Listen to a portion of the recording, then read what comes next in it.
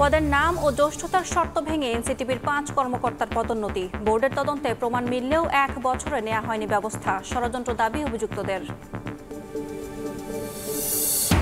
সিরাজগঞ্জে 4 লেন মহাসড়কের কাজ শেষ 80%। ঈদের আগেই খুলে দেওয়া হবে হটিকুমরুল ইন্টারচেঞ্জের 2 সার্ভিস লেন। উত্তরাঞ্চলে স্বস্তির ঈদযাত্রার আশা সংশ্লিষ্টদের।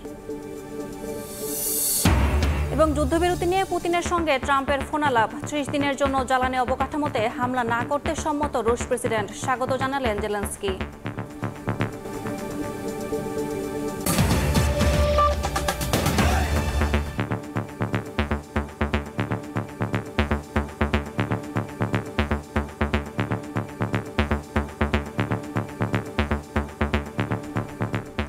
ভোরের সময় সঙ্গে আছি আমি ইয়াসমিন অনন্যা। অবৈধভাবে পদোন্নতি নিয়েছেন জাতীয় শিক্ষাক্রম ও পাঠ্যপুস্তক বোর্ডের 5 কর্মকর্তা, এমন প্রমাণ মিলেছে বোর্ডের তদন্তে। তদন্ত কমিটি প্রতিবেদন দাখিলের পর বছর পেরোলেও স্থায়ী সমাধান দিতে পারেনি পাঠ্যপুস্তক বোর্ড। বিষয়টি স্পর্শকাতর হওয়ায় গুরুত্বের সঙ্গে যাচাই করা হচ্ছে বলে জানিয়েছেন উপসচিব সিরাজুল ইসলাম। জড়িতদের বিরুদ্ধে ব্যবস্থা নেওয়ার আশ্বাস এনসিটিবি চেয়ারম্যানের। তবে অভিযুক্তরা বলছেন প্রেষণে আসা কর্মকর্তাদের ষড়যন্ত্রের শিকার তারা। বিস্তারিত সাইফুল রুদ্রর রিপোর্টে। জাতীয় শিক্ষাক্রম ও পাঠ্যপুস্তক বোর্ড এনসিটিবির 5 কর্মকর্তার অবৈধভাবে প্রথম শ্রেণীতে পদোন্নতি নেয়ার খবরে তদন্তে নামে এনসিটিবি। এই তথ্যের সত্যতা যাচাইয়ে অনুসন্ধান শুরু করে সময় সংবাদ। হাতে আসে তদন্ত প্রতিবেদন। প্রতিবেদনে দেখা যায় 1992 থেকে 1995 সালের মধ্যে এনসিটিবির উন্নয়ন প্রকল্পে অস্থায়ী নিয়োগ পান আব্দুর রশিদ, রেজাউল ইসলাম, মাহমুদা খানম, এবিএম জসিমউদ্দিন ও আব্দুল ওয়াদুদ চৌধুরী।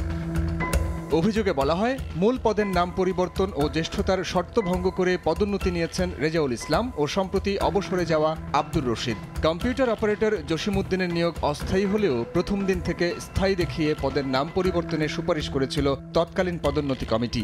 অভিযোগ অস্বীকার করে নিয়ম মেনে পদোন্নতি দেওয়া হয়েছে বলে জানান রেজাউল ইসলাম ও জসিমউদ্দিন। আমার কাজ বিক্রি করে স্টেশনের কাছে, স্টেশনওয়ালারা কিছুই জানে না। আমরা মনে করি 100% বৈধ। আমাদেরকে হ্যারাসমেন্ট করা ছাড়া আর কিছু না। প্রতিপক্ষ হইলো আমরা বোর্ড কর্মকর্তা, আর যারা আমাদেরকে হ্যারাসমেন্ট করতেছেন তারা প্রেষণ কর্মকর্তা। অন্যদিকে 2010 সালে চাকরি স্থায়ীকরণ ও জ্যেষ্ঠতার চিঠি পাওয়া সহকারী সম্পাদক মাহমুদা খানম ও অবসরে যাওয়া আব্দুল ওয়াদুদ চৌধুরীকে ভূতাপেক্ষ জ্যেষ্ঠতা দেখানো হয় 1997 সালের 1 জানুয়ারি থেকে। তদন্ত প্রতিবেদনকে ষড়যন্ত্র উল্লেখ করে পদোন্নতি প্রক্রিয়াকে বৈধ দাবি করেছেন মাহমুদা খানম। আমার তো নিজে নেওয়ার কোনো ক্ষমতা নাই। পোস্ট করে কি কোনো কেউ এই পৃথিবীতে প্রমোশন নিতে পারে? তাইলে তো সবাই নিয়ে যাইতো, তাই না? এনসিটিবির এই কর্মকর্তা জানান, তৎকালীন পদোন্নতি বোর্ডের সিদ্ধান্তের পাশাপাশি পুরো বিষয়টি যাচাই করছেন তারা।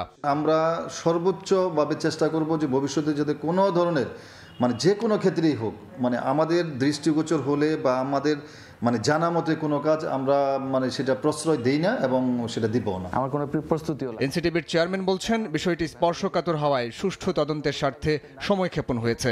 আমরা পর্যালোচনা করে দেখে যদি দেখা যায় যে আরো অধিকতর তদন্ত করার প্রয়োজন, তাহলে আমরা সেটাও করব। যদি রিভিউ করে দেখা যায় যে এটা আইন বহির্ভূতভাবে তারা কাজটা করেছেন, তাহলে তো দায়টা তাদের উপরেই যাবে। বিষয়টি তদন্ত শেষে 2020 সালে প্রতিবেদন জমা দেয় তদন্ত কমিটি। অভিযুক্তদের আগের পদে ফিরিয়ে নেয়া, সুযোগ সুবিধা বাতিল করা, পরিবর্তিত পদটিকে ফিডার পদে যুক্ত করা সহ প্রতিবেদনে একাধিক সুপারিশ করা হয়েছে। সাইফুল রুদ্র, সময় সংবাদ, ঢাকা। ভোরের সময় আরও থাকছে। ফল আমদানিতে সম্পূরক শুল্ক ও কর কমানোর প্রভাব রাজধানীর খুচরা বাজারে। কেজিতে 30 থেকে 70 টাকা কমেছে আপেল, কমলা, আঙুরের দামে। আরও কমার আশা আমদানিকারকদের। যমুনা সেতু সংযোগ মহাসড়কের সিরাজগঞ্জ অংশের 4 লেনে উন্নীতকরণের কাজ শেষ হয়েছে 80%। খুলে দেওয়া হয়েছে গুরুত্বপূর্ণ পয়েন্টের আন্ডারপাস, ওভারপাস ও ফ্লাইওভার। ঈদের আগে খুলে দেওয়া হবে হাটিকুমরুল ইন্টারচেঞ্জের বগুড়া ও পাবনামুখী 2টি সার্ভিস লেন। ফলে এবছর মহাসড়ক ব্যবহারকারীদের ঈদ যাত্রা অনেকটা স্বস্তির হবে বলে বলছেন সংশ্লিষ্টরা। অমৃত সেনের ছবিতে রিঙ্কু কুণ্ডুর রিপোর্ট। প্রতি বছর ঈদযাত্রায় উত্তরবঙ্গের বাসিন্দাদের দীর্ঘ সময় যানজটে আটকা পড়তে হয় সিরাজগঞ্জে। বিশেষ করে যমুনা সেতু পশ্চিম সংযোগ থেকে হাটিকুমরুল মোড় পর্যন্ত যানজট তৈরি হয়। তবে এবারের চিত্র অনেকটাই ভিন্ন। সাসেক 2 প্রকল্পের আওতায় যমুনা সেতু সংযোগ মহাসড়কটি 4 লেনে উন্নীতকরণের কাজ শেষ হয়েছে 80%। পাশাপাশি গুরুত্বপূর্ণ পয়েন্টে নির্মিত আন্ডারপাস, ওভারপাস ও ফ্লাইওভারগুলো খুলে দেওয়া হয়েছে। একই সঙ্গে ঈদের আগে খুলে দেওয়া হবে হাটিকুমরুল ইন্টারচেঞ্জের বগুড়া ও পাবনামুখী 2টি সার্ভিস লেন। ফলে এবছর এ মহাসড়ক ব্যবহারকারীদের ঈদ যাত্রা অনেকটা স্বস্তির হবে বলছেন সংশ্লিষ্টরা। এই 2টা লাইনও যদি খুলে দেয় তাহলে আমরা আশা করছি এবার ঈদ যাত্রায় এই হাটিকুমরুল গোল চত্বরে আর কোনো যানজট হবে না। পশ্চিম ধরেন এই মানে এলেঙ্গার থেকে পর্যন্ত 4 লাইন হয়ে গেছে, আশা করা যায় অনেক ভালো হবে। পুলিশ প্রশাসন আছে, ওরা যদি আমাদের একটু সহযোগিতা করে আলহামদুলিল্লাহ এবার অনেক ভালো ঈদযাত্রা হয়ে যাবে ইনশাল্লাহ। প্রকল্প সংশ্লিষ্ট বলছেন মহাসড়কের কয়েকটি স্থানে জরুরি মেরামত চলছে, আর ঈদযাত্রায় যাত্রীদের নিরাপত্তায় কঠোর অবস্থানে পুলিশ। ঢাকা থেকে যে বগুড়া আছে সেই পর্যন্ত আমাদের 4 লেনের একটি সড়ক সার্ভিস লেন, এটা আমরা চালু করে দিব। এছাড়াও ঢাকা থেকে পাবনা চালু করে দিব সার্ভিস সড়ক। আশা করা যায় এইবারের ঈদ উল ফিতরে জ্যাম লাগার সম্ভাবনা খুবই কম। বিভিন্ন পয়েন্টে পুলিশ মোতায়েন করব। দ্বিতীয়ত মোবাইল ডিউটি থাকবে এবং তৃতীয়ত সাদা পোশাকে পুলিশ সদস্যরা থাকবে। তারা জনগণ এবং নিরাপত্তা নিশ্চিত করার পাশাপাশি গোয়েন্দা তথ্য সংগ্রহ করবে। যমুনা সেতু পশ্চিম সংযোগ মহাসড়ক দিয়ে প্রতিদিন উত্তর ও দক্ষিণবঙ্গের 22 জেলার যানবাহন চলাচল করে। রিঙ্কু কুন্ডু, সময় সংবাদ, সিরাজগঞ্জ। দীর্ঘ প্রতীক্ষার পর যমুনার বুকে চালু হলো দেশের দীর্ঘতম রেল সেতু। এখন নদী পার হতে সময় লাগছে মাত্র 3 মিনিট, আগে লাগতো 20 মিনিট। রেল সেতু চালুর মধ্য দিয়ে উত্তরবঙ্গের সঙ্গে ঢাকার যোগাযোগ ব্যবস্থার উন্নতি সহ ব্যবসা বাণিজ্যের নতুন দ্বার উন্মোচন হলো। 45 থেকে 160 টাকা পর্যন্ত বাড়তি ভাড়া কার্যকর হচ্ছে বুধবার। কাদের তালুকদার ও রিঙ্কু কুন্ডুর পাঠানো তথ্য ও ছবি নিয়ে রিপোর্ট। যাত্রা শুরু করলো যমুনা নদীর ওপর নির্মিত অত্যাধুনিক রেল সেতু। ঘন্টায় 100 কিলোমিটার গতিতে ছুটছে ট্রেন। 50টি পিলার আর 49টি স্প্যানের ওপর অত্যাধুনিক স্টিল প্রযুক্তির অবকাঠামোতে দাঁড়িয়ে থাকা ডাবল ট্র্যাকের সেতুটি 100 বছরের স্থায়িত্বের অঙ্গীকারে মাথা উঁচু করে জানান দিচ্ছে বাংলাদেশের সম্ভাবনাময় অগ্রযাত্রার কথা, যার শুভ সূচনা হয় মঙ্গলবার দুপুর 12টায়। যমুনা সেতুর পূর্ব পারে টাঙ্গাইল প্রান্তে ইব্রাহিমাবাদ রেল স্টেশন থেকে এই রেল সেতুর উদ্বোধন করেন রেল মন্ত্রণালয়ের সচিব ফাহিমুল ইসলাম। যমুনা বহুমুখী সেতুতে যেই রেল লাইনটি ছিল সেটি দিয়ে প্যাসেঞ্জার ট্রেন অত্যন্ত ধীর গতিতে ঘন্টায় 20 কিলোমিটার বেগে যেতে পারত। এই ডেডিকেটেড রেল ব্রিজ হওয়ার জন্য আসলে এই সময়টা কমে 3 মিনিটে চলে আসবে। এই রেল সেতু চালুর মধ্য দিয়ে উত্তরবঙ্গের 23 জেলার যোগাযোগ ব্যবস্থার উন্নতি সহ ব্যবসা বাণিজ্যের নতুন দ্বার উন্মোচন হলো। উত্তরবঙ্গের একটা যে যোগাযোগ ব্যবস্থা হলো দেশের জন্য এবং এটা আমাদের বাংলাদেশে আমরা যারা থাকি সবার জন্য একটা সুন্দর কমিউনিকেশন সিস্টেম হলো। আগে হচ্ছে আপনার প্রায় 20-25 মিনিটে ব্রিজ পার হওয়া লাগতো, আর এখন 4-5 মিনিটে মানে রাস্তাটা ব্রিজটা পার হতে পারতেছে। এদিকে দ্রুত নদী পাড়ি দিতে উত্তরের রেল যাত্রীদের বাড়তি ভাড়া গুনতে হবে এ পথে। নতুন সেতু ব্যবহার করে চলা ট্রেনের আসন ভেদে ভাড়া বাড়ছে 45 থেকে 160 টাকা পর্যন্ত। 19 মার্চ থেকে এ বাড়তি ভাড়া কার্যকর হবে। চন্দ্র বিশ্বাস, ববি, সময় সংবাদ। নওগাঁ, নাটোর, জয়পুরহাট রুটের প্রায় 100 কিলোমিটার রেল লাইনে নানা অব্যবস্থাপনায় প্রায় ঘটছে শিডিউল বিপর্যয়। এসব লাইনে ইট ঝুলিয়ে চলে সিগন্যাল বাতি, দুর্বল স্লিপার আর অরক্ষিত গেট ব্যারিয়ারের মাঝে মধ্যেই ঘটছে দুর্ঘটনা। আসন্ন ঈদে বাড়তি ট্রেন চলাচলে রেলের এসব অব্যবস্থাপনায় যাত্রীরা শঙ্কা প্রকাশ করছেন। এমআর রকির রিপোর্ট, ছবি তুলেছেন রকিবুল ইসলাম। নির্ধারিত সময় ট্রেন না আসায় সান্তাহার স্টেশনে বাড়ে যাত্রীদের সংখ্যা। কখনো 1 ঘন্টা, আবার কখনো তার চেয়েও বেশি সময় পরে আসে ট্রেন। এমন শিডিউল বিপর্যয়ের পেছনে রয়েছে রেলের নানা অব্যবস্থাপনা। নওগাঁ, নাটোর, জয়পুরহাট রুটের অন্তত 100 কিলোমিটার এলাকায় 38টি লেভেল ক্রসিংয়ের মধ্যে 13টিতে নেই গেট ব্যারিয়ার। অনেক জায়গায় ভেঙে গেছে স্লিপার। সিগন্যাল বাতিগুলোতে ঝুলিয়ে রাখা হয়েছে ইট। রেল কর্তৃপক্ষ বলছে দেশের উত্তর পশ্চিমাঞ্চলে প্রায় 300 কিলোমিটার এলাকা জুড়ে রয়েছে এমন হাজারো নড়বড়ে সিগন্যাল বাতি। সিগন্যাল বাতি ছাড়াও দুর্বল রেল লাইন, গেট ব্যারিয়ার না থাকা সহ নানা সংকটে হর হামেশায় দুর্ঘটনায় পড়ছে যাত্রীরা।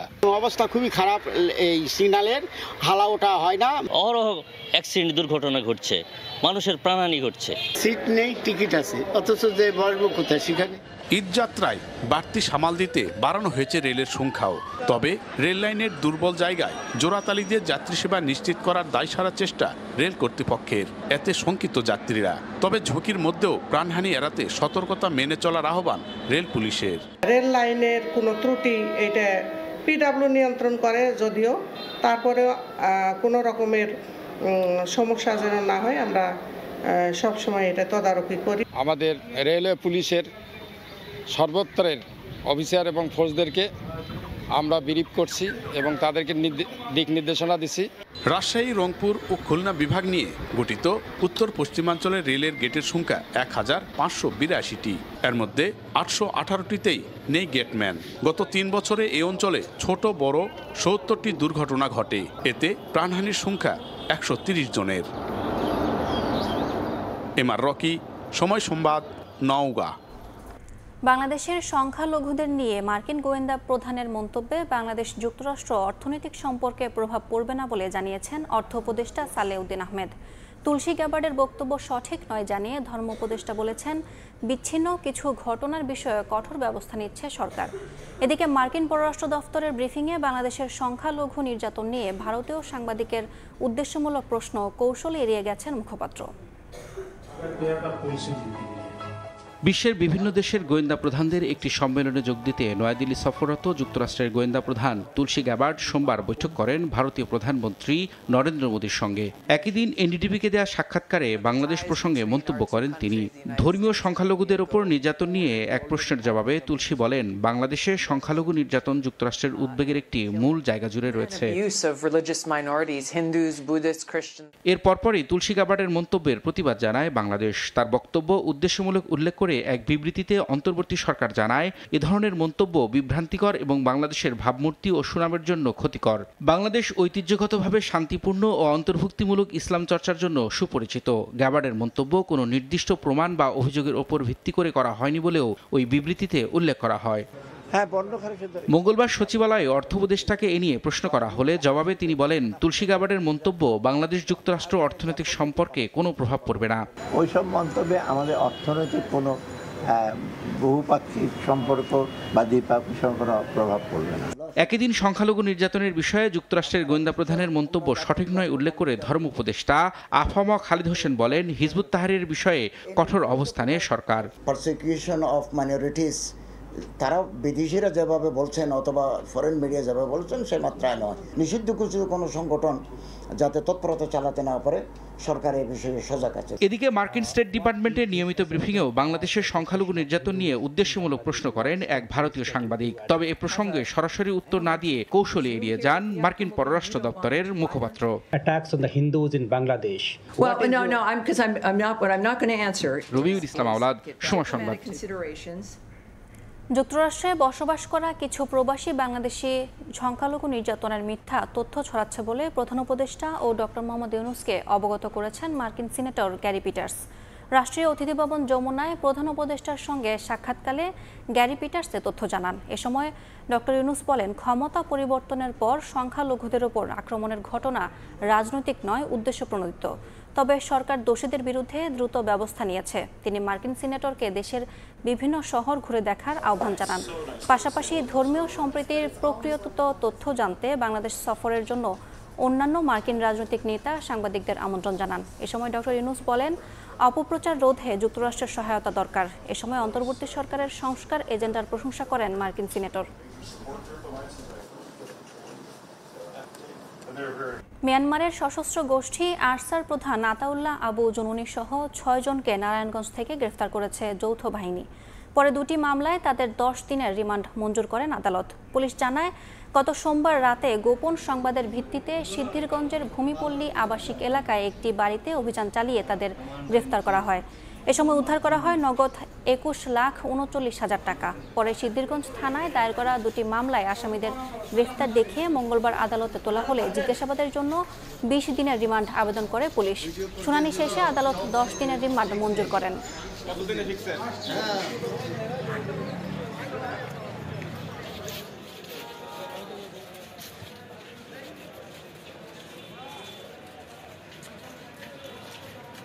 15 দিনের মধ্যে দুই উপদেষ্টা আসিফ মাহমুদ সজীব ভুঁইয়া ও মাহফুজ আলমের পদত্যাগের দাবি জানিয়েছে গণ অধিকার পরিষদ। মঙ্গলবার রাজধানীর পল্টনে কেন্দ্রীয় কার্যালয়ে সংবাদ সম্মেলনে দলটির মুখপাত্র ফারুক হাসান বলেন, দুই উপদেষ্টা নির্ধারিত সময়ের মধ্যে পদত্যাগ না করলে যমুনা ঘেরাওয়ের কর্মসূচি দেওয়া হবে। সংবাদ সম্মেলনে সংগঠনের নেতারা অভিযোগ করেন, আওয়ামী লীগের বিচার বা নিষিদ্ধ না করে পুনর্বাসনের চেষ্টা করছে সরকার। তারা আরও বলেন, সরকারের অংশ হয়ে পরোক্ষভাবে দল গঠন প্রক্রিয়ায় যুক্ত হওয়ায় সরকারের নিরপেক্ষতা নিয়ে প্রশ্ন উঠেছে। আপনারা কবে থেকে রাষ্ট্র সংস্কারের কাজ শুরু করবেন?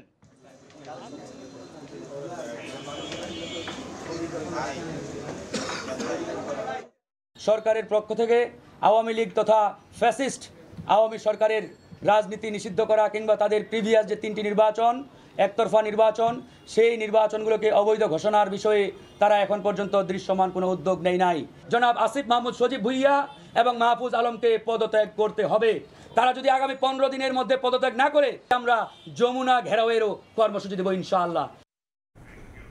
নতুন রাজনৈতিক দল নিবন্ধনের জন্য আহ্বান জানিয়ে ইসির গণবিজ্ঞপ্তি কেন বাতিল করা হবে না তা জানতে চেয়ে রুল জারি করেছেন হাইকোর্ট। রাষ্ট্র সংস্কার আন্দোলনের প্রধান ও সুপ্রিম কোর্টের আইনজীবী হাসনাত কায়ুমের করা রিটের প্রাথমিক শুনানি শেষে এ রুল জারি করেন বিচারপতি মোহাম্মদ আকরাম হোসেন চৌধুরী ও বিচারপতি KM রাশেদুজ্জামান রাজার দ্বৈত বেঞ্চ। রিটকারী বলছেন, দলের নিবন্ধন পেতে হলে 22 জেলা ও 100 উপজেলায় কমিটি থাকতে হবে। এ ধরনের শর্তের কারণে রাজনৈতিক দল করার অধিকারের বাইরে থেকে যেতে পারে ক্ষুদ্র নৃগোষ্ঠীর মানুষেরা। এছাড়া নিবন্ধন বিধিমালা সহজ করার সুপারিশ করেছে সংস্কার কমিশন। এর আগেই গণবিজ্ঞপ্তি দিয়ে ঠিক করেনি নির্বাচন কমিশন।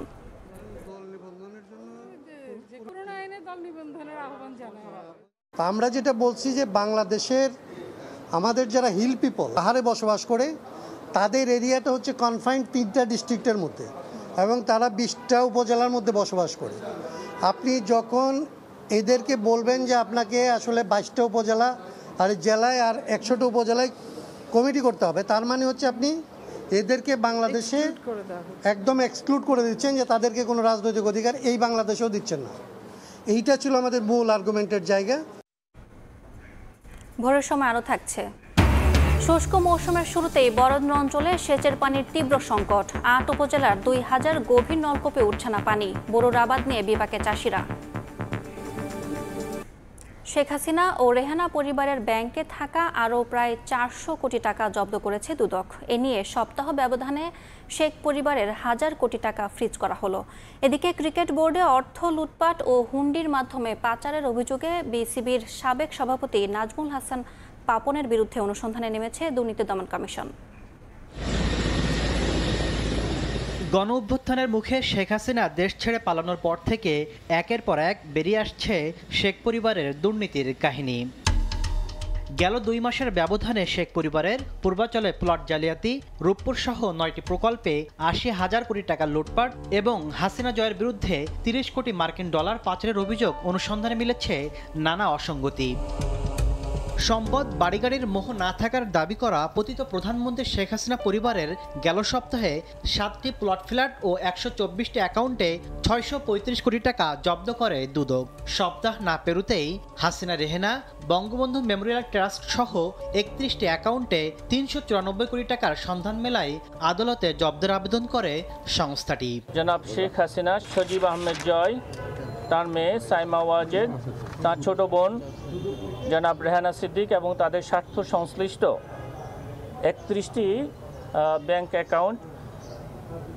অ্যাকাউন্ট জব্দ করা হয়েছে। এদিকে বাংলাদেশ ক্রিকেট বোর্ডের সাবেক সভাপতি নাজমুল হাসান পাপনের বিরুদ্ধে ক্রিকেট বোর্ডের টাকা লুটপাট ও হুন্ডির মাধ্যমে বিদেশে অর্থ পাচার সহ নানা অভিযোগে অনুসন্ধানে নেমেছে সংস্থাটি। বিভিন্ন অনিয়ম ও দুর্নীতির মাধ্যমে বাংলাদেশ ক্রিকেট বোর্ড ও সরকারি অর্থ আত্মসাৎপূর্বক হুন্ডির মাধ্যমে বিদেশে অর্থ পাচারের অভিযোগে ইতিমধ্যে অনুসন্ধান শুরু করা হয়েছে। এদিন শেখ হাসিনার সাবেক প্রেস সচিব নাইমুল ইসলাম খান ও তার পরিবারের নামে থাকা 163টি ব্যাংক হিসাব জব্দ করে দুদক। তাসলিম তৌহিদ, সময় সংবাদ, ঢাকা। 7 দিনে রাজধানীর বাজারে কমেছে পাম ও সয়াবিন তেলের দাম। এমন খবরই দিয়েছে সরকারি বিপণন সংস্থা টিসিবি।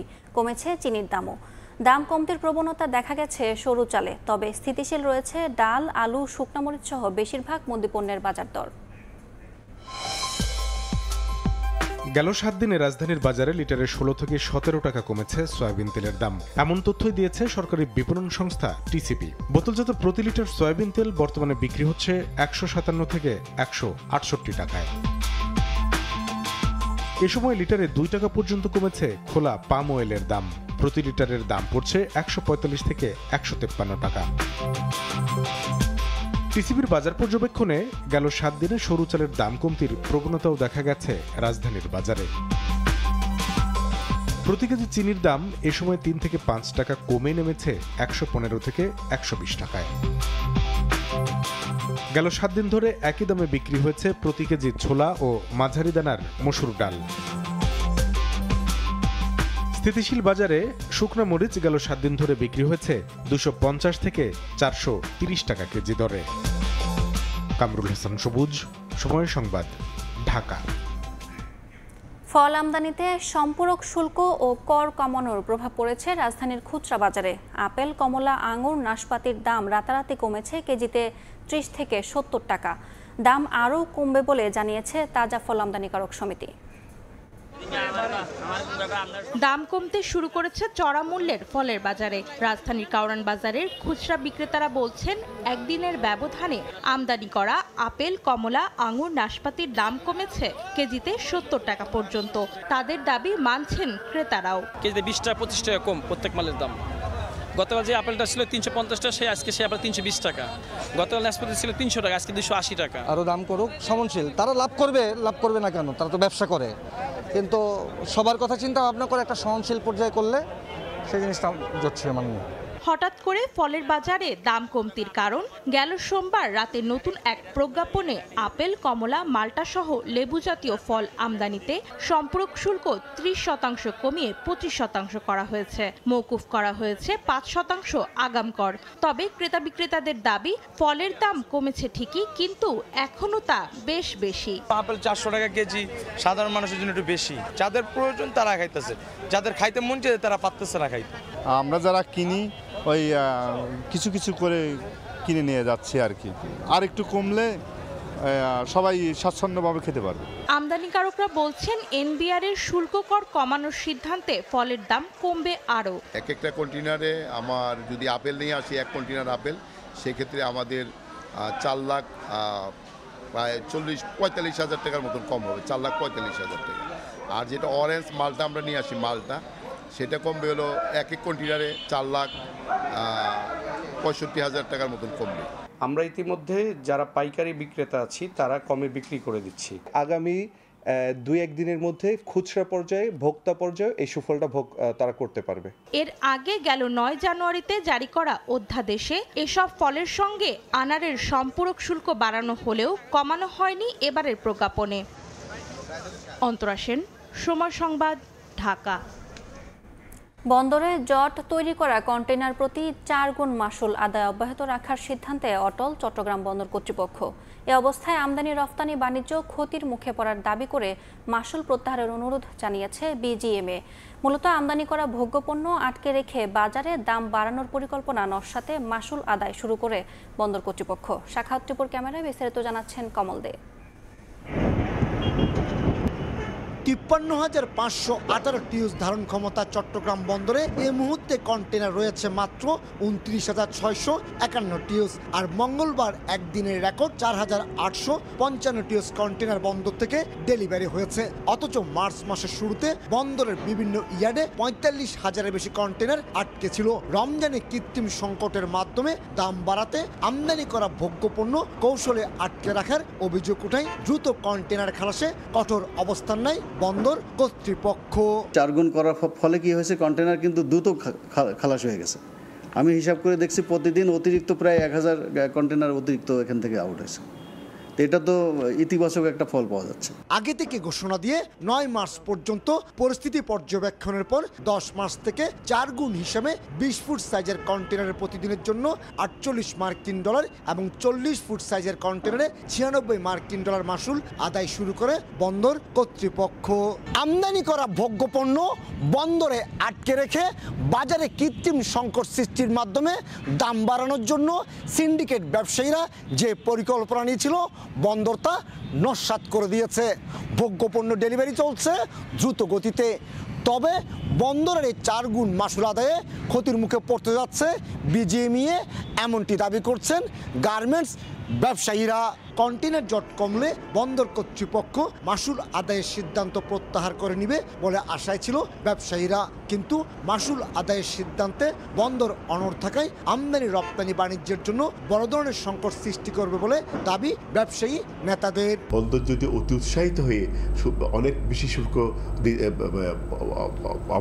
আরোপ করে এবং অনেক বেশি শুল্ক আদায়ের জন্য একটা চাপ সৃষ্টি করে, সেটা শুল্ক তো বেশি আদায় হবে না, বরঞ্চ কমে দেওয়ার সম্ভাবনা আছে। এই অবস্থায় মাসুল আরোপের সিদ্ধান্ত প্রত্যাহারের অনুরোধ জানিয়ে বন্দর চেয়ারম্যানের কাছে চিঠি দিয়েছে গার্মেন্টস ব্যবসায়ীদের সংগঠন বিজিএমইএ। কাস্টমসের জটিলতায় এফসিএল কন্টেইনার বন্দরের ইয়ার্ডে আটকা পড়ছে বলে চিঠিতে উল্লেখ করা হয়েছে। তবে শুক্র শনিবার ছাড়াও সরকারি বন্ধের দিনগুলোতেও চাল, ডাল, চিনি, ছোলার মতো ভোগ্যপণ্য ডেলিভারি চালু রাখার ঘোষণা দিয়ে আরও একটি চিঠি ইস্যু করেছে বন্দর কর্তৃপক্ষ। বন্দরে হঠাৎ করে যে হঠকারিতার সিদ্ধান্তটা নিয়েছে সেটা হচ্ছে আমাদের ব্যবসায়ীদের জন্য বড় ধরনের একটা আত্মঘাতী সিদ্ধান্ত। কারণ আমরা এই যে খরচটা 4 গুণ হারে বৃদ্ধি করেছে, এটা কিন্তু আমরা অর্ডার নেওয়ার সময় কিন্তু ক্যালকুলেশন করিনি, কিন্তু এটা যদি অন্যান্য সময়ের চাইতে যদি এখন যে কন্টিনিউশনটা থাকে তাহলে কিন্তু আমাদের বড় ধরনের একটা আর্থিক ক্ষতি। অবশ্য ঈদের দীর্ঘ ছুটিতে কারখানা বন্ধ রাখতে হবে বলে গার্মেন্টস মালিকেরা প্রস্তুতকৃত পোশাক রফতানির জন্য আগেভাগে অফডকের পাশাপাশি বন্দরে রেখে আসে। একইভাবে আমদানি করা কাঁচামাল গুদামে না এনে বন্দরে সেনে ফেলে রাখে। কমল দে, সময় সংবাদ, চট্টগ্রাম। এবার ঈদ কেনাকাটায় নারায়ণগঞ্জে ফ্যাশন সচেতনদের মধ্যে সাড়া ফেলেছে জনপ্রিয় দেশি ব্র্যান্ড সারা। দামে ও মানে সন্তুষ্ট ক্রেতারা। মূল্যছাড়ের পাশাপাশি ক্রেতারা পাচ্ছেন রয়্যাল এনফিল্ড মোটরসাইকেল জেতা ও বিদেশ ভ্রমণের সুযোগ। শওকত আলী সৈকতের তথ্য ও আরিফ হোসেনের ছবি নিয়ে রিপোর্ট।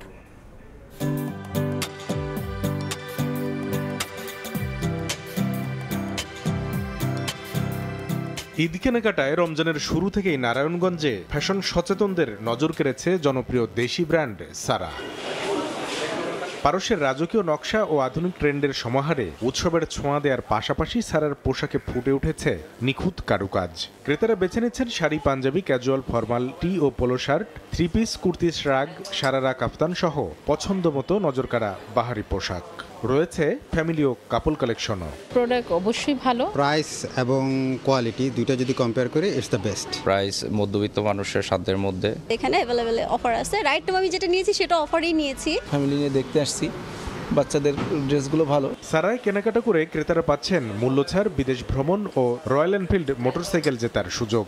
সবকিছুর মধ্যে নতুনত্ব আনার আমরা চেষ্টা করেছি। এখান থেকে যদি কেউ 4000 টাকা শপিং করে তাহলে আমরা তাকে একটা কুপন দিচ্ছি, যে কুপনের মাধ্যমে সে আমাদের একটা রয়্যাল এনফিল্ড বাইক অথবা একটা ডাবল ডোরের ফ্রিজ অথবা ঢাকা টু কুয়ালালামপুর কাপড়ের টিকিট জিতে নিতে পারবে। আউটলেটের পাশাপাশি অনলাইনেও ঈদ কেনাকাটার সুযোগ রেখেছে প্রতিষ্ঠানটি। কাস্টমার চাইলে আমাদের অনলাইন থেকেও কেনাকাটা করতে পারবে। আমাদের অনলাইনগুলো একদম ওনাদের বাড়ি বা বাসাতে নিয়ে পৌঁছে দেওয়া হবে। আবহাওয়াকে গুরুত্ব দিয়ে ভিসকস, সিল্ক, নিট, ডেনিম ও জ্যাকেট কটনের আরামদায়ক কাপড়ে তৈরি করা হয়েছে এবার সারার ঈদ পোশাক। সময় সংবাদ, নারায়ণগঞ্জ। বগুড়ার প্রসিদ্ধ চিকন সেমাই আর লাচ্ছা দেশের গণ্ডি পেরিয়ে বাইরেও ছড়িয়েছে সুনাম। স্বাদে মানে সেরা হয় পবিত্র ঈদ উল ফিতরের আগে কারখানাগুলোতে ব্যস্ত সময় পার করছেন কারিগররা। গতবারের তুলনায় উৎপাদন খরচ না বাড়ায় পাইকারি ও খুচরা বাজারেও বাড়েনি দাম। চলতি বছর প্রায় 400 কোটি টাকার সেমাই ও লাচ্ছা বিক্রির আশা ব্যবসায়ীদের। শাহাদুল ইসলামের ক্যামেরায় আব্দুল আওয়ালের রিপোর্ট। ঈদ উল ফিতর মানে লাচ্চা সেমাইয়ের ঈদ। রীতি অনুযায়ী চিলেকোঠা বা অট্টালিকার বাসিন্দা সবাইকে আপ্যায়ন করা হয় মুখরোচক এ খাবার দিয়ে। সনাতনী পদ্ধতি ছেড়ে এখন অটোমেশন পদ্ধতিতে মিক্সচার মেশিনে ময়দার খামির দেওয়ার পর কারিগরের হাতে সুনিপুণ দক্ষতায় তৈরি হচ্ছে লাচ্চা সেমাই। Bogura bread, biscuit and confectionery মালিক সমিতির তথ্য মতে জেলায় প্রতি বছর ঈদের বাজারে অন্তত 250 কারখানায় প্রায় 17,000 টন লাচ্চা সেমাই উৎপাদন হয়, যার টাকার অঙ্কে অন্তত 400 কোটি টাকা। এসব সেমাই উত্তরাঞ্চল, ঢাকা, চট্টগ্রাম, বরিশাল, সিলেট সহ দেশের সব জেলায় বাজারজাত করা হয়। জেলায় মোড়কজাত কারখানা 8 থেকে 10টি, বাকিগুলো খোলা বা কাচের খাঁচিতে বিক্রি হয়। এসব নন ব্র্যান্ড কারখানায় বেশিরভাগই মৌসুমী ব্যবসায়ী ও কারিগর। আমি কাজটা করি দীর্ঘ 30 বছর ধরে। এই 1 মাসের জন্য আমরা খুব আনন্দের সাথে এই কাজটা করি। যত পরিশ্রমী হোক, মাস শেষে যে টাকাটা পাই, আমরা ঈদ খরচটা আমাদের সবার চলে যায়। আমাদের কাজকাম করি, টাকা পয়সা বেতন 300 টাকা করে দেয় বাবা, একই দিয়ে পরিবারটা চলা হয়। ব্যবসায়ী নেতারা বলছেন উৎপাদন খরচ না বাড়ায় পাইকারি ও খুচরা বাজারেও বাড়েনি দাম। সরকারি পৃষ্ঠপোষকতা পেলে লাচ্চা সেমাইয়ের ব্যবসাকে আরও সম্প্রসারণ করা সম্ভব। সরকার যদি এই শিল্পটাতে হেল্প করে এবং আরেকটু হেল্প করে, তাহলে দেখা যাবে এটা এক সময় সারা বাংলাদেশেরই একটা জনপ্রিয় খাবার হিসেবে প্রচলিত হবে। বাংলাদেশে মার্কেট না, আমরা চাই যে আমাদের বাংলাদেশের বাজার চাহিদা মিটে আমরা বিদেশে এক্সপোর্ট করতে চাই আর কি। সহজভাবে যদি এক্সপোর্ট করা যায়, তাহলে আমার মনে হয় শুধু দেশের বাজারে কেন, আমরা 400 কোটি কেন আমরা বাইরে থেকে বৈদেশিক মুদ্রা অর্জন করতে পারবো। সরকারিভাবে লাচ্চা সেমাই ব্যবসায় পৃষ্ঠপোষকতার আশ্বাস বিসিক কর্মকর্তার। আমাদের পক্ষ থেকে যে ধরনের সহযোগিতা তাদের প্রয়োজন হয় আমরা সেটা দিয়েছি, এবং বাইরের উদ্যোক্তা যারা আছে তাদের ক্ষেত্রেও আমরা ঋণ সহ বিভিন্ন সহযোগিতা দিয়েছি। তারপরেও যদি কোনো উদ্যোক্তার কোনো সহযোগিতা লাগে, আমরা বিসিক থেকে সেটি নীতিমালা অনুযায়ী দেওয়ার জন্য প্রস্তুত আছি। জেলায় ঈদ ঘিরে 250 কারখানায় অন্তত 2500 মানুষ লাচ্চা সেমাই উৎপাদনের কাজ করেন। আব্দুল আউয়াল, সময় সংবাদ, বগুড়া। অর্থনীতি বড় হলেও ক্রমাগতভাবে কমছে সরাসরি বিদেশি বিনিয়োগ। সবশেষ চলতি অর্থবছরের প্রথম প্রান্তিকে বছর ব্যবধানে কমেছে 71%। বিনিয়োগ বাড়াতে দীর্ঘমেয়াদী নীতি ঠিক করার পরামর্শ বিশ্লেষকদের। স্বল্পোন্নত থেকে উন্নয়নশীল দেশের পথে বাংলাদেশের যাত্রা চলছে। এ পথের চ্যালেঞ্জ মোকাবেলায় প্রয়োজন প্রচুর বিদেশি বিনিয়োগ। অথচ দক্ষিণ এশিয়ায় বাংলাদেশ দ্বিতীয় বৃহত্তম অর্থনীতির দেশ হলেও বিদেশি বিনিয়োগ প্রাপ্তিতে নেপাল থেকেও পিছিয়ে। গেল কয়েক অর্থ বছরে বিদেশি বিনিয়োগের তথ্য বলছে তা ক্রমান্বয়ে কমছে। সবশেষ চলতি অর্থ বছরের 2 প্রান্তিক মিলিয়ে এর পরিমাণ ছিল $21 কোটি। প্রথম প্রান্তিক অর্থাৎ জুলাই সেপ্টেম্বর এর পরিমাণ ছিল $10 কোটি, যা বছর ব্যবধানে 71% কম। বিদেশি বিনিয়োগ কমে আসার পেছনে দ্রুত পরিবর্তনশীল ব্যবসা নীতি, রাজনৈতিক অস্থিরতা, মুনাফা ফেরত নিতে আমলাতান্ত্রিক জটিলতাকে সামনে আনছেন খাত সংশ্লিষ্টরা। বাংলাদেশ আসলেই আনপ্রেডিক্টেবল একটা সিচুয়েশনে আছে। আজকে একটা পলিসি বা একটা রেগুলেশন দেওয়া হলো, 2 বছর পরে বা 1 বছর পরে আবার এটা চেঞ্জ করে ফেললো। ব্যবসা যখন যারা করতে আসে তাদের একটা লং টার্ম বিজনেস প্ল্যান থাকে। এখন সেই ইজ অফ ডুইং বিজনেসের জায়গার মধ্যে অনেক পিছিয়ে আছে। বাংলাদেশের ট্যাক্স পলিসি এটা সবচেয়ে হিন্ডারেন্স। এদিকে অর্থনীতি বিশ্লেষকদের মতে অবকাঠামোগত দুর্বলতা কিছুটা কমে এলেও গ্যাস বিদ্যুৎ সংকট দূর না হলে কাঙ্ক্ষিত বিনিয়োগ আসবে না।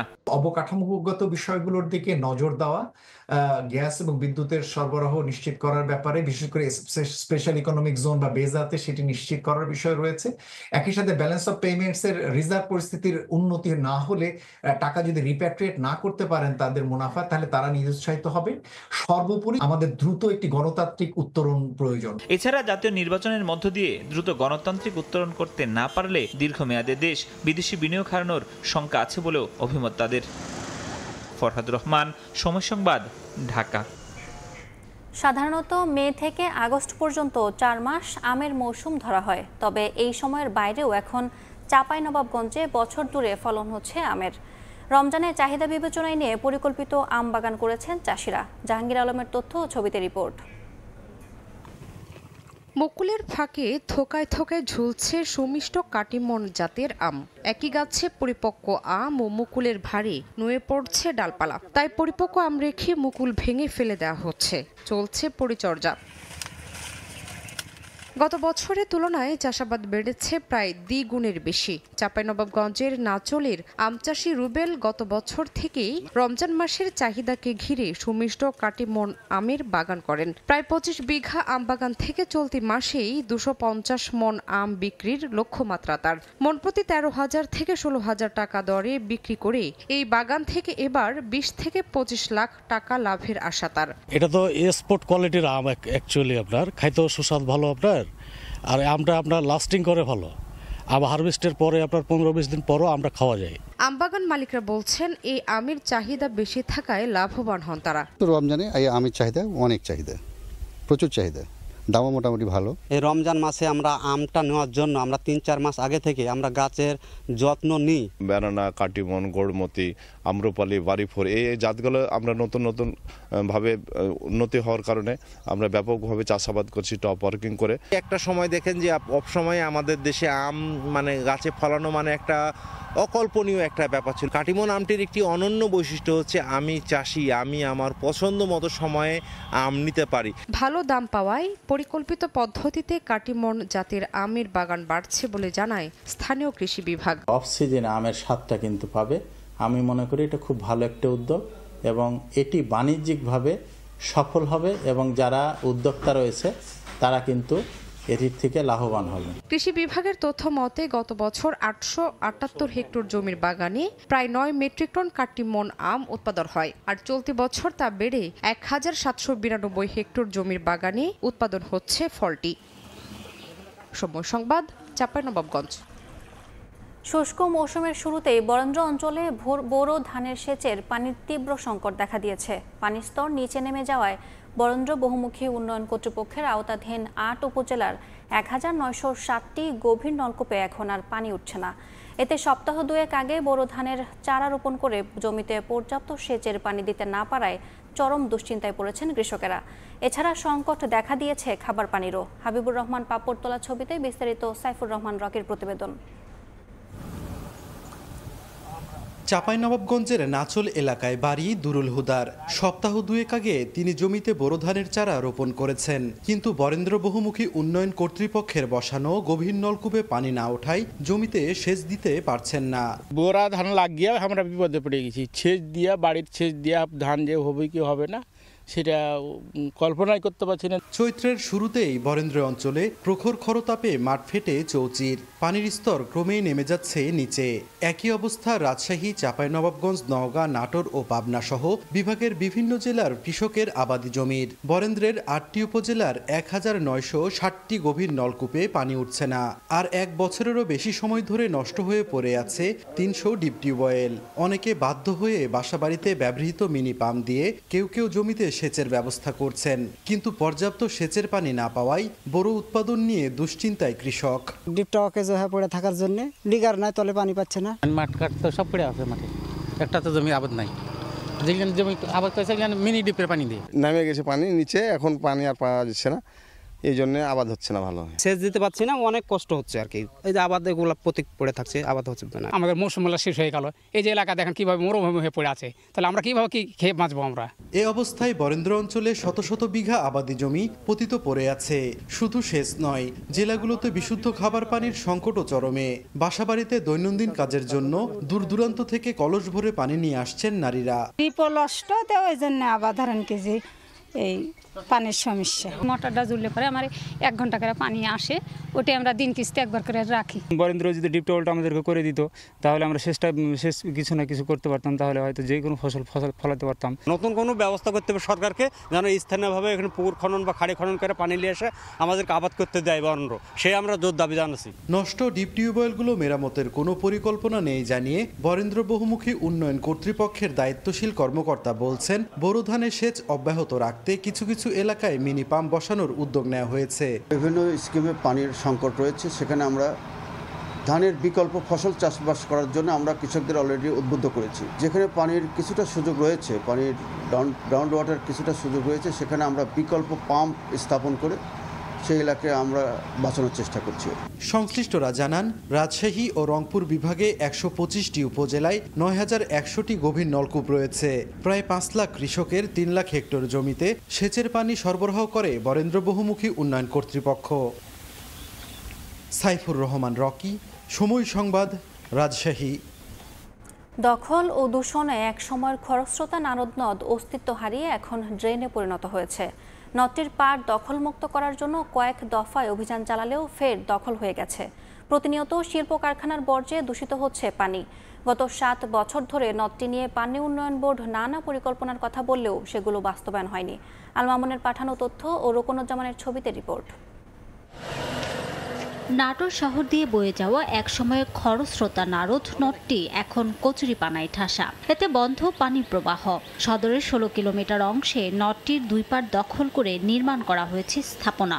সরকারি বেসরকারি শিল্প কলকারখানার বর্জ্যে দূষিত হয়েছে নদটির পানি। এতে দুর্গন্ধের পাশাপাশি মশা উৎপাদনের অভয়াশ্রম পরিণত হয়েছে নদটি। 2018 সাল থেকে পানি উন্নয়ন বোর্ড কয়েক দফায় উচ্ছেদ অভিযান চালায়। এরপর পরিকল্পনা অনুযায়ী কাজ না করায় আবার সেখানে গড়ে তোলা হয়েছে কাঁচা পাকা স্থাপনা। লঞ্চ চলতো, নদী দিয়ে বড় বড় নৌকা চলতো, তো এখন আস্তে আস্তে ভরাট কালের বিবর্তনে নদীটা একটু ড্রেন হয়ে গেছে। বিভিন্ন কলকারখানার পানি বজ্র এসে এটা নষ্ট হয়ে গেছে। বর্তমানে এই নদীতে এমন অবস্থা শুধু খালি কচুর খালি ভাগার হয়ে পড়ে আছে। অতিরিক্ত মশা উৎপাদন হয়, নোংরা ফেলে আপনার প্রশাসন পৌর কোনো উদ্যোগ নাই। তবে নারদ নদের সৌন্দর্য বৃদ্ধি সহ আগের অবস্থায় ফিরিয়ে আনতে নতুন করে পরিকল্পনা পাঠানো হয়েছে সংশ্লিষ্ট মন্ত্রণালয়ে। অনুমোদন পেলে দখল মুক্ত করে নদটি খনন ও দখল ঠেকাতে পারে ওয়াকওয়ে স্থাপন করা হবে বলে জানায় পানি উন্নয়ন বোর্ড। নারদ নদ সহ বড়াল এবং মুসাখান এটা খনন করা হবে এবং নারদ নদের যে দখল সেটি দখলমুক্ত করা হবে। পরিবেশ আরও ভালো করার জন্য আমরা বৃক্ষরোপণের কার্যক্রমও রয়েছে প্রকল্পের মধ্যে। প্রকল্পটি পাশ হলে এসব কার্যক্রম সম্পন্ন করা হবে। প্রায় 93 কিলোমিটারের নারদ নদ রাজশাহীর শাহপুর এলাকায় পদ্মা থেকে উৎপত্তি হয়ে নাটোর সদরে হালসা এলাকার নন্দকুজা নদীতে মিলিত হয়েছে। সময় সংবাদ, নাটোর। ভোরের সময় এই ছিল আমার কাছে। পরবর্তী সংবাদগুলো জানাতে সঙ্গে থাকবেন তানভীর হাসান। ধন্যবাদ অনন্যা। তুলসী গ্যাবার্ড ভারতে বসে দেশের বিরুদ্ধে ষড়যন্ত্র করছেন। এসব ষড়যন্ত্র রুখতে তরুণ রাজনৈতিক দলগুলোকে ভূ রাজনীতির চ্যালেঞ্জ মোকাবেলায় প্রস্তুত থাকতে হবে। মঙ্গলবার ঢাকা বিশ্ববিদ্যালয়ে আয়োজিত এক সেমিনারে এমন মন্তব্য করেন আমার দেশ পত্রিকার সম্পাদক মাহমুদুর রহমান। নতুন দলের নেতাদের মধ্যে মতনৈক্য লক্ষ্য করা যায় উল্লেখ করে তিনি বলেন, জনগণের সামনে নিজ দলের আদর্শ রাজনৈতিক বয়ান স্পষ্ট করে তুলে ধরতে হবে। সব গোষ্ঠীকে সন্তুষ্ট করার প্রচেষ্টাও রাখা যাবে না বলে মনে করেন তিনি।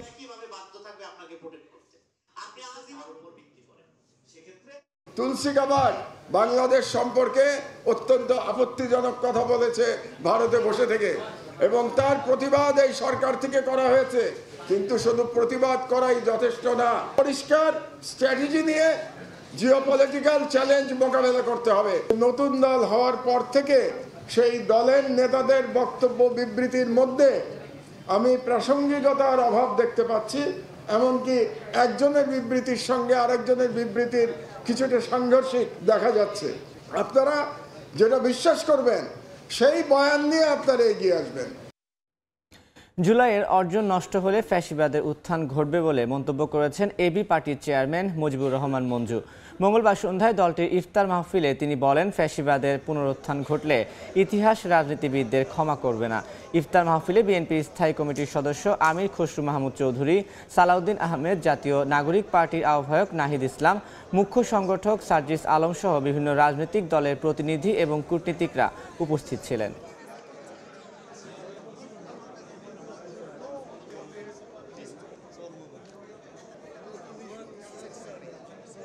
যারা কাঁধে কাঁধ মিলিয়ে লড়াই করেছেন, একসাথে রক্ত দিয়েছেন, একসাথে জীবন দিয়েছেন, তাদের মধ্যে আজকে অনৈক্যের সুর বাজছে।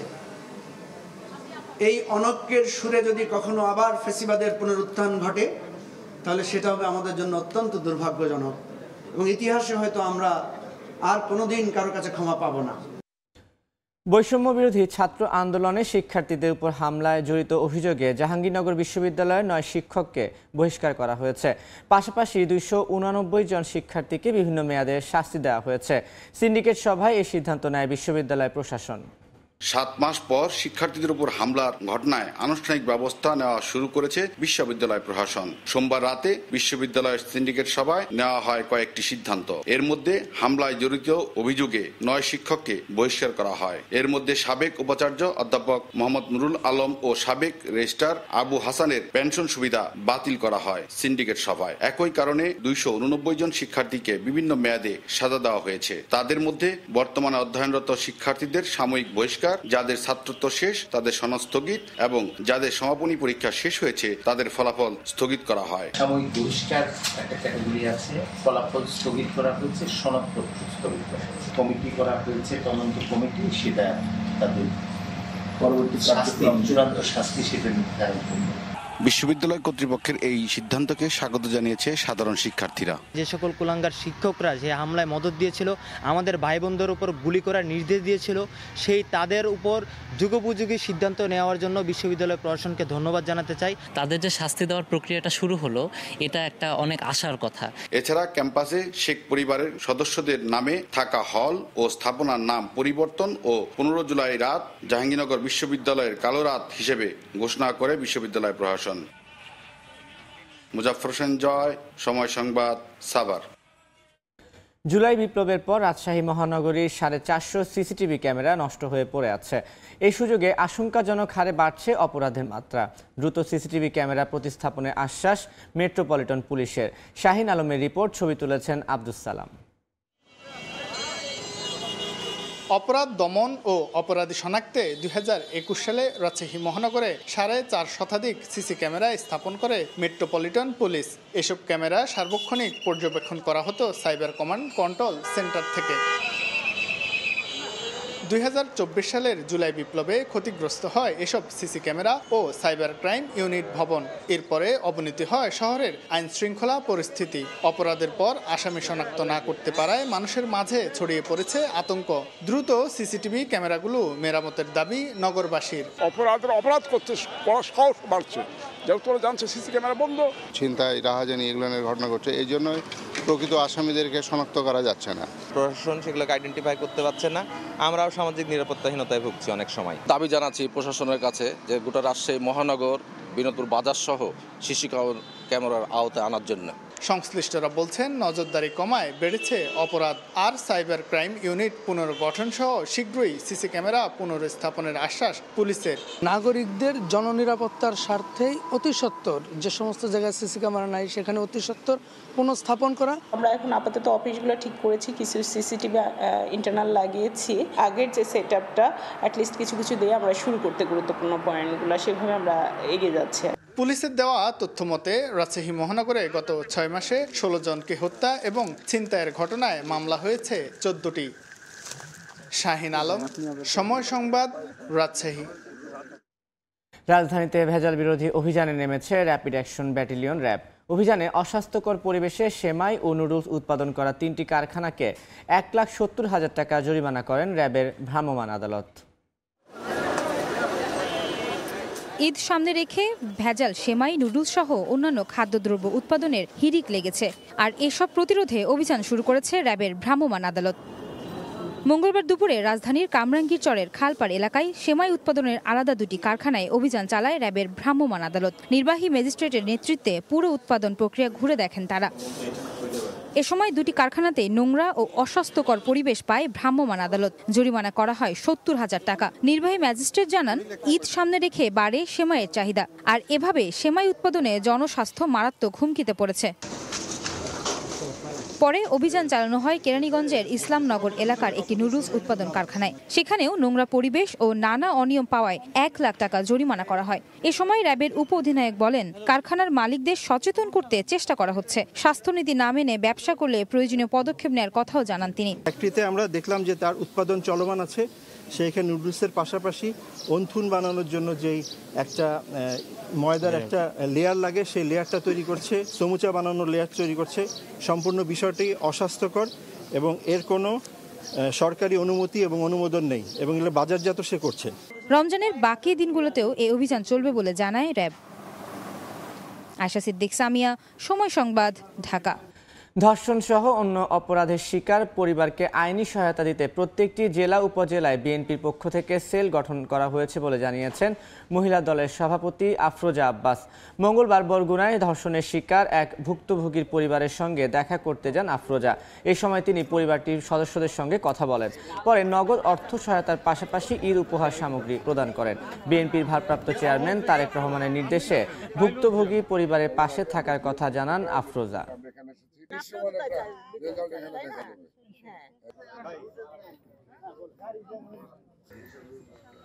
প্রত্যেকটা জেলায় মহানগরে কিন্তু আইনি সেল করে দিয়েছেন, একটা আইনি সেল করে দিয়েছেন যে আইনি সহায়তা দেওয়ার জন্য এরা, এবং সম্পূর্ণ বিনা খরচে আপনাকে আইনি সহায়তা দেবে। এই এলাকায় যারা আল্লাহ না করুক আর যেন না হয়, তবে যারা হয়েছে তারা আইনি সহায়তা সম্পূর্ণভাবে বিনা খরচে পাবেন।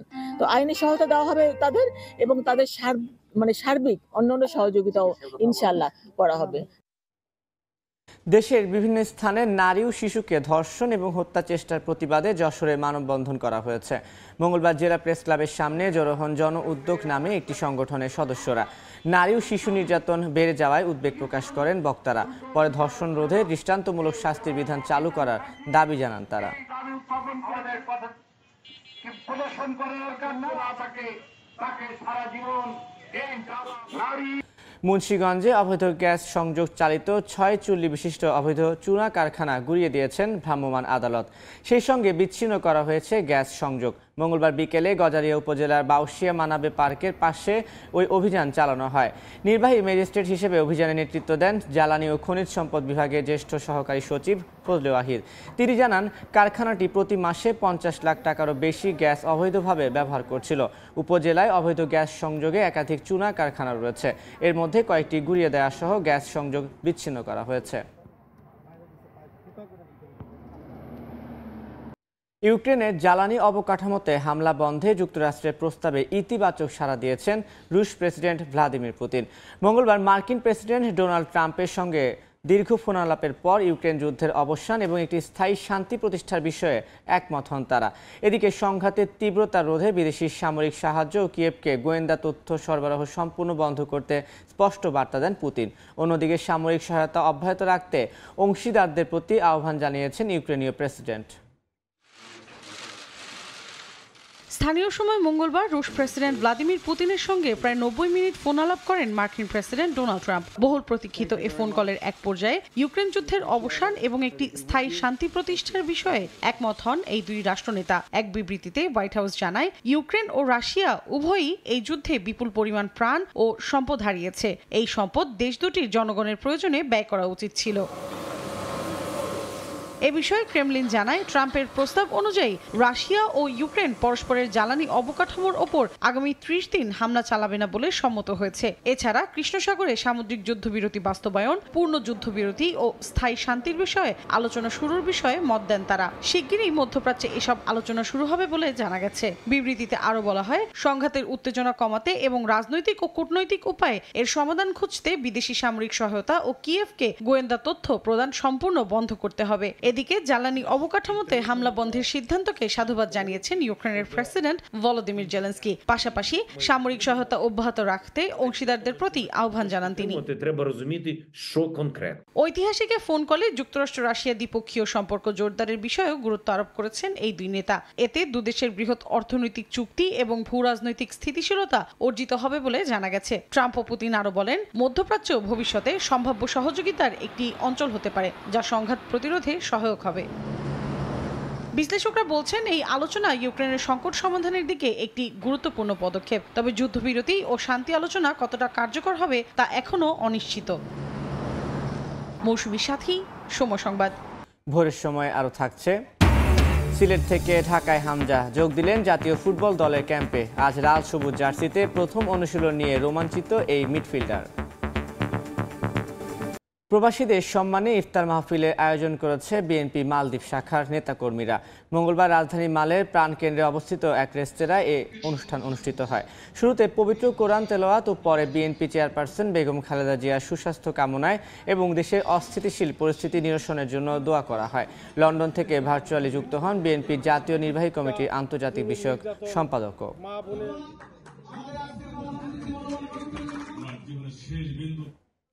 ট্রাম্পের শুল্ক নীতির কারণে ইউরোপ জুড়ে মার্কিন পণ্য বর্জনের ডাক দেওয়া হয়েছে। ডেনমার্ক, ফ্রান্স সহ দেশে দেশে চলছে বয়কট ইউএসএ আন্দোলন। কোকাকোলা থেকে কোলগেট নানা ব্র্যান্ডের মার্কিন পণ্য বয়কট করেছেন ক্রেতারা। শুল্কনীতির রাজনৈতিক অবস্থানের কারণে ইউরোপ জুড়ে ট্রাম্প বিরোধী প্রচারণা বাড়ছে। এর প্রভাব পড়তে শুরু করেছে মার্কিন পণ্যেও। ডেনমার্ক, ফ্রান্স সহ দেশে দেশে চলছে বয়কট ইউএসএ আন্দোলন। যুক্তরাষ্ট্রের পণ্য কেনা থেকে বিরত থাকার চেষ্টা করছেন বিক্ষুব্ধ ভোক্তারা। কোকাকোলা থেকে টেসলা, কোলগেটের মতো মার্কিন ব্র্যান্ডের প্রতি আগ্রহ কমছে ক্রেতাদের। যুক্তরাজ্য ভিত্তিক গণমাধ্যম ইন্ডিপেন্ডেন্ট জানায়, গুগল ট্রেন্ডসে বয়কট ইউএসএ শব্দগুলোর সার্চ উল্লেখযোগ্যভাবে বেড়েছে। এই বয়কটের কেন্দ্রবিন্দুতে রয়েছে ইলন মাস্কের টেসলা কোম্পানি। ইউরোপে টেসলার বিক্রি ব্যাপকভাবে কমে গেছে। ফ্রান্সের এক কোম্পানি প্রতিবাদ স্বরূপ তাদের বার্ষিক টেসলা ক্রয় বন্ধ করে দিয়েছে। জার্মানিতে কয়েকটি টেসলা গাড়ি পোড়ানোর ঘটনাও ঘটেছে। ডেনমার্কের এক অবসরপ্রাপ্ত পুলিশ কর্মকর্তা বলেন, মার্কিন পণ্য এড়িয়ে চলায় ট্রাম্পের নীতির বিরুদ্ধে তার একমাত্র প্রতিবাদ। ফ্রান্সেও ছড়িয়ে পড়ছে এই প্রবণতা। Boycott USA buy French and European নামে একটি ফেসবুক গ্রুপ মাত্র 2 সপ্তাহে পেয়েছে 20,000 সদস্য। ইউরোপ জুড়ে নেটফ্লিক্স ও অন্যান্য মার্কিন স্ট্রিমিং প্ল্যাটফর্ম পরিত্যাগের কথাও ভাবছেন অনেকে। এদিকে সুইডেনে 70,000-এর বেশি মানুষ একটি ফেসবুক গ্রুপে যোগ দেন, যেখানে তারা বিকল্প ইউরোপীয় ব্র্যান্ডের পরামর্শ দিচ্ছেন। শুধু ব্যক্তিগত পর্যায়ে নয়, বড় কোম্পানিগুলো এখন যুক্তরাষ্ট্রের সঙ্গে সম্পর্ক ছিন্ন করছে। মার্কিন নৌবাহিনীর জন্য জ্বালানি সরবরাহ না করার ঘোষণা দিয়েছে নরওয়ের বৃহত্তম তেল সরবরাহকারী প্রতিষ্ঠান হালবাক। অর্জিতা সোহেজিন, সময় সংবাদ। যুক্তরাষ্ট্রে আদালতের নির্দেশের পর ছাঁটাই হওয়া 24,500 কর্মীকে পুনর্বহালের প্রক্রিয়া শুরু হয়েছে। ট্রাম্প প্রশাসন যেভাবে ফেডারেল কর্মীদের চাকরিচ্যুত করেছে সেটিকে অবৈধ উল্লেখ করে বিচারক রায় দেওয়ার পরই এই প্রক্রিয়া শুরু হয়। এরই মধ্যে কিছু এজেন্সি কর্মচারীদের পুনর্বহাল করেছে।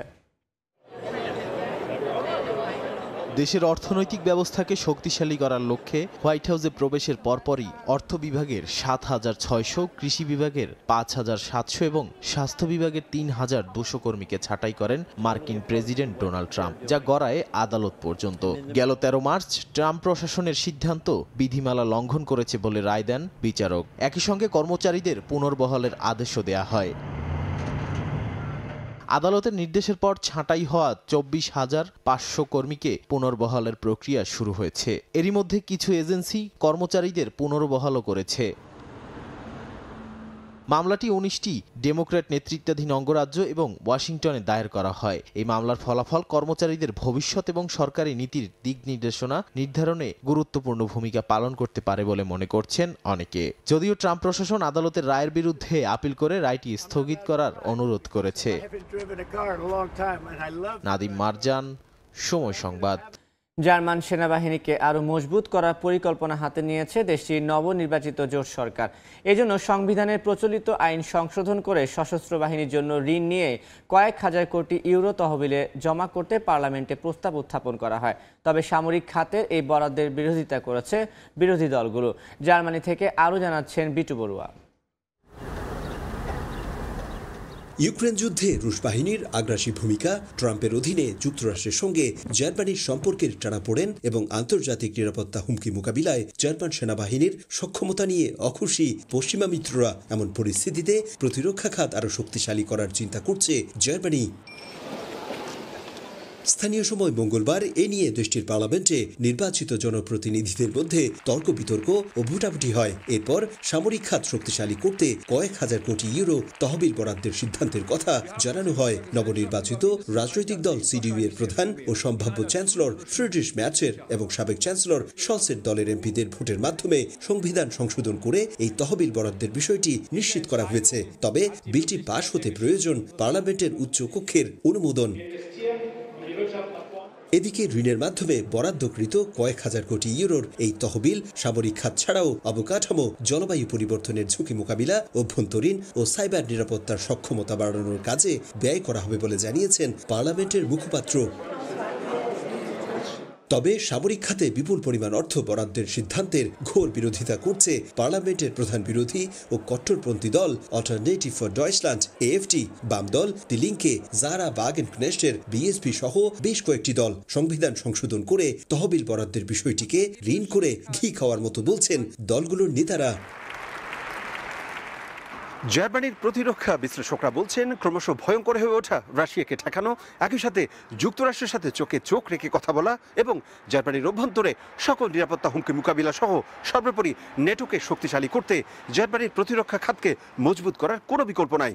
তবে এর মাধ্যমে দেশটি নতুন করে যে কোনো যুদ্ধে জড়িয়ে পড়তে পারে এমন আশঙ্কাকে উড়িয়ে দিচ্ছেন না এদেশের সাধারণ মানুষ। জার্মানি থেকে বিটু বড়ুয়া, সময় সংবাদ।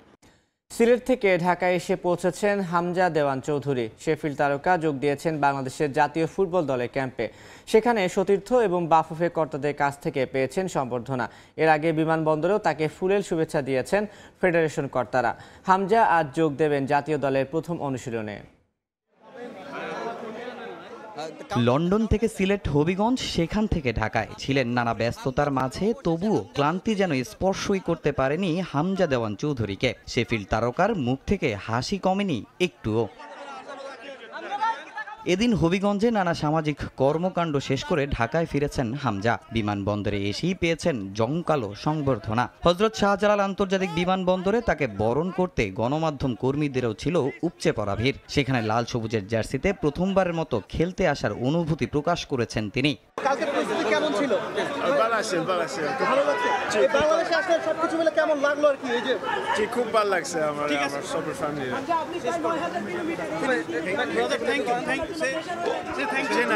Okay thank you. অনেকটা ক্লান্ত মনে হচ্ছে নাকি? অনেকটা ক্লান্ত মনে হচ্ছে, না। বিমানবন্দরের পালা শেষ করে হামজা যান জাতীয় দলের টিম হোটেলে। সেখানেও মিলেছে ফুলেল শুভেচ্ছা। সতীর্থরা অপেক্ষায় ছিলেন তাকে দেখার। হোটেলে গিয়েই সবার সঙ্গে দেখা করেছেন শেফিল্ড ফুটবলার। এর আগে সিলেট থেকে আসা বিমানেও ভক্তদের ভালোবাসায় সিক্ত হয়েছেন হামজা। প্রত্যেকের ছবির আবদার মিটিয়েছেন তিনি। বুধবার প্রথমবারের মতো বাংলাদেশ জাতীয় দলের সঙ্গে অনুশীলন করবেন হামজা দেওয়ান চৌধুরী। এর আগে দুপুরে টিম হোটেলে সংবাদ সম্মেলন করবে বাংলাদেশ দল। তামিম হোসেন, সময় সংবাদ, ঢাকা। হামজা চৌধুরীর বাংলাদেশ দলে যোগ দেয় দেশের ফুটবলে ভিন্ন এক মাত্রা যোগ করেছে। ফুটবলের প্রতি আগ্রহ বাড়বে সমর্থকদের। সময় সংবাদে হামজাকে নিয়ে এমন মন্তব্য করেছেন লিটন দাস। তার কাছ থেকে দেশের ফুটবলাররাও অনেক কিছু শিখতে পারবেন বলে মনে করেন তিনি। সাকিব হামজার মধ্যে কে বাংলাদেশের সেরা তারকা, সেই প্রশ্নেরও উত্তর দিয়েছেন লিটন। তারেক হাসান শিমুলের রিপোর্ট।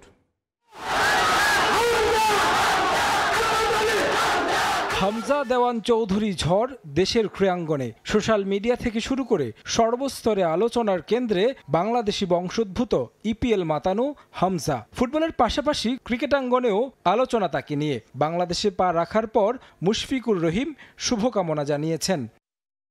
হামজা বাংলাদেশে আসার আগেই এক আলোচনায় সরগরম সামাজিক মাধ্যম। দেশের ক্রীড়াঙ্গনে কে সবচেয়ে বড় তারকা, সাকিব আল হাসান নাকি হামজা চৌধুরী? যে আলোচনায় যোগ দিয়েছেন ক্রিকেট ফুটবলের সাবেক বর্তমানরাও। জাতীয় দলের ওপেনার লিটন দাসও জানালেন নিজের মতামত।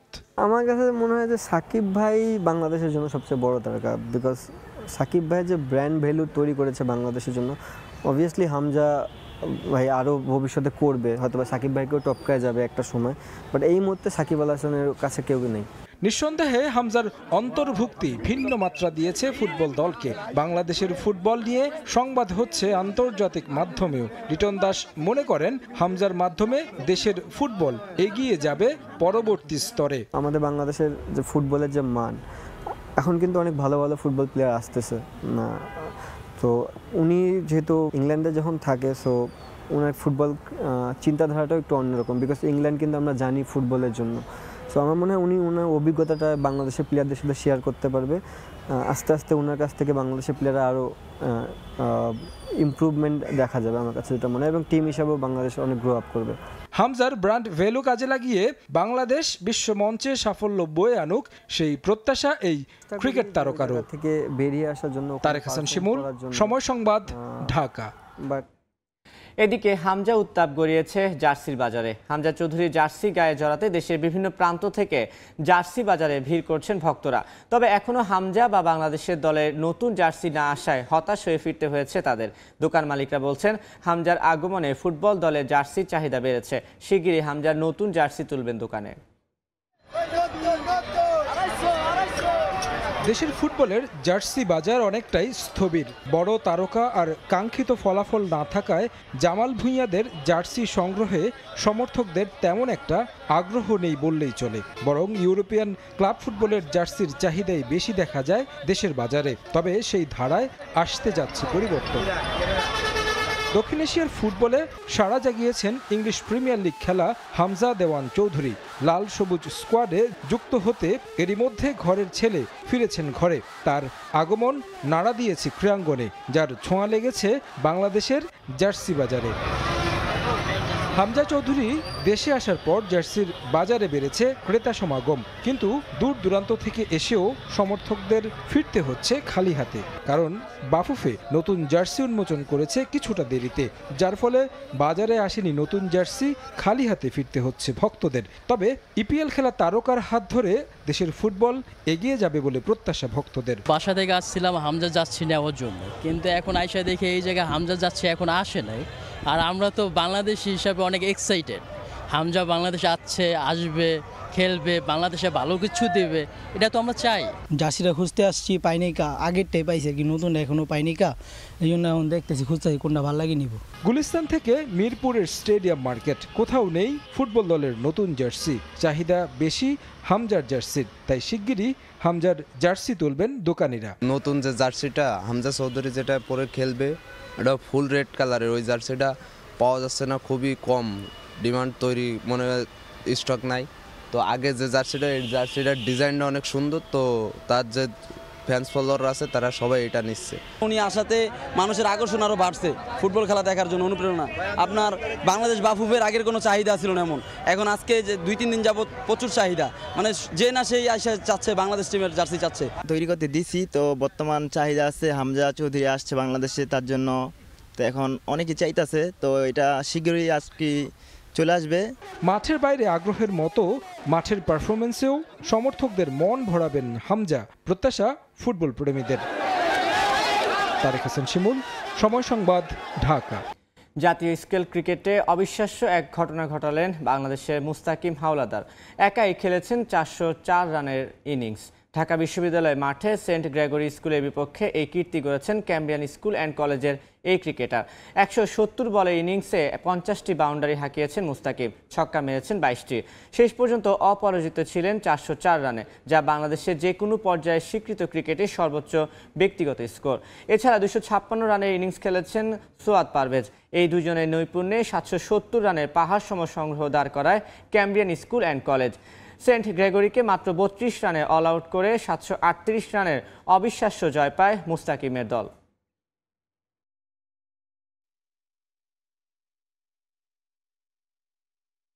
এ পর্যায়ে শীর্ষ সংবাদগুলো জানিয়ে দিচ্ছি আরেকবার। পদের নাম ও জ্যেষ্ঠতার শর্ত ভেঙে এনসিটিভির 5 কর্মকর্তার পদোন্নতি। বোর্ডের তদন্তে প্রমাণ মিলল 1 বছরে নেওয়া হয়নি ব্যবস্থা, ষড়যন্ত্রের দাবি অভিযুক্তদের। সিরাজগঞ্জের 4 লেন মহাসড়কের কাজ শেষ 80%। ঈদের আগে খুলে দেওয়া হবে হাটিকুমরুল ইন্টারচেঞ্জে 2 সার্ভিস লেন। উত্তরাঞ্চলে স্বস্তির ঈদযাত্রার আশা সংশ্লিষ্টদের। এবং যুদ্ধবিরতি নিয়ে পুতিনের সঙ্গে ট্রাম্পের ফোন আলাপ। 30 দিনের জন্য জ্বালানি অবকাঠামোতে হামলা না করতে সম্মত রুশ প্রেসিডেন্ট, স্বাগত জানালেন জেলেনস্কি।